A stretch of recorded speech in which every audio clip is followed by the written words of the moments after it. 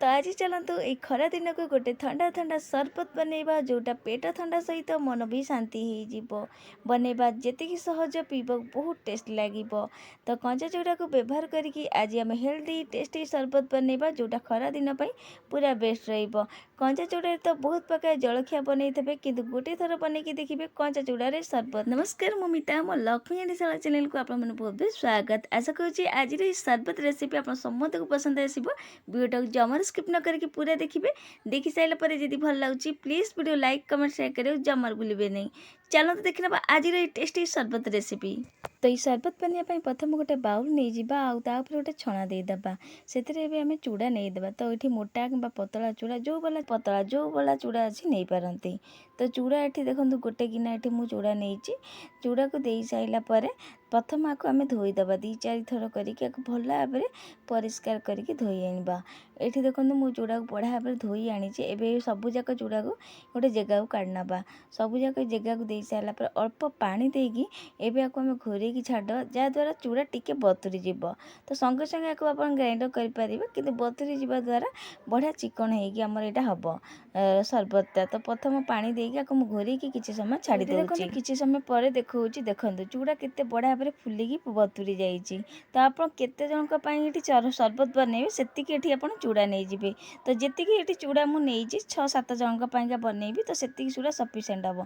तो जिते जन बनइबे से चूड़ा आप नहीं जी। तो मन रखिए चूड़ा जिते कम ने भल हम कहीं अधिका चूड़ा ये नवा दरकार जिते जन बनइबे से नहीं जी। तो ये बतुरा चूड़ा को सब जाक ग्राइंडर जार देदेबा सांगे ये नड़िया कोरा दबा फाड़े नड़िया कोरा पूरा ये देदेजी सांगे ये दही दे दूँगी। तो दही ये गोटे कप मुझे तो जो गिनारे मुझे चूड़ा मापी से सेम गिनारे दही चूड़ा नहीं जाइए दही टी कम ये मुझे हाफ गिना खंडे दही नहीं ये गोटे गुजराती केमती छिड़की देदा मंजीटा। तो ये सब जिनस को आग ग्राइंडर कर चिकन करी। तो ये पानी जमारू देवेनि कहीं आम दही भी देचु नड़िया देचु चूड़ा एमती भी ग्राइंडर हो सब जिनस।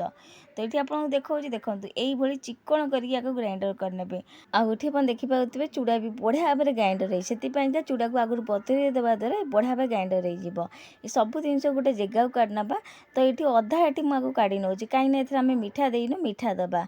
तो मीठा ये आप चेनी व्यवहार करें। तो मुझे मीठा मिल जो कंडेंस मिल आसे से यहाँ घर तैयारी मुझे। तो आप मीठा सरबत दरकार से आप चेनी हो कंडेंस मिल दे पारती। तो से दे सारापर एवं मुझे दूसरी सीजा क्षीर 3 कप दे दूँगी। क्षीर देवे पानी देवेनि एथेरे। तो क्षीर दबा द्वारा सरबत बहुत बढ़िया लगे। सीजा क्षीर ये मुझे क्षीर आ मीठा कंडेंस मिल देकी बढ़िया भाव पुंदे ग्राइंडर कर आनिबा।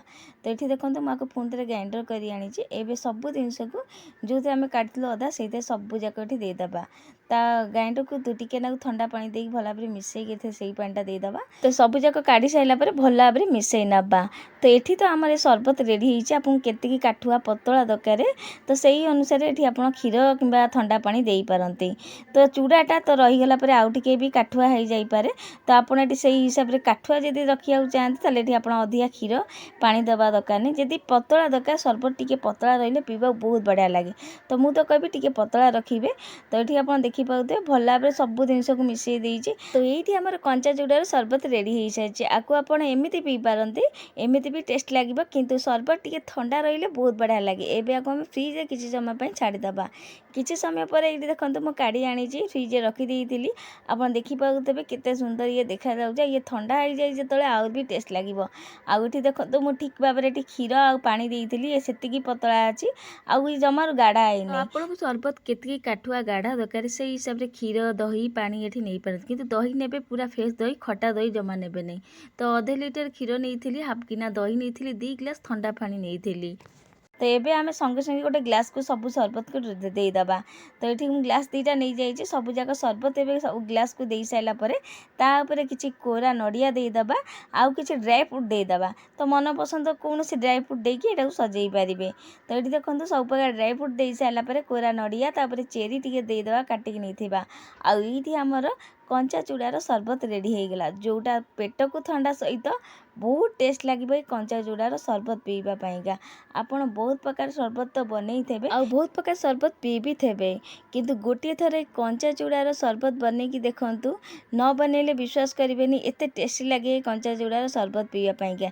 ये देखा जिते सुंदर से हेल्दी अच्छी आउ से टेस्टी अच्छी बनवा बहुत सहज।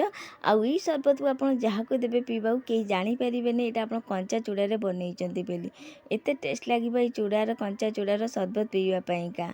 तो ये खरा दिन को गोटे थर निश्चिंत बनईकी देखूँ ठंडा ठंडा कंचा चूड़ार ये सरबत जोटा पेट ठंडा सहित मन भी शांति कर पेट भी फुल रखिब जोटा पूरा हेल्दी आ पूरा टेस्टी। निश्चिंत थे बनातु घर लोक समस्त पीवा दिंतु निजे पीतु केमती लगिला आपण मानकर अनुभव निश्चिंत सेयार करेंगे। मु पुणी आ गोटे नुआ रेसिपी नहीं आसबि। आज रोचे जय जगन्नाथ।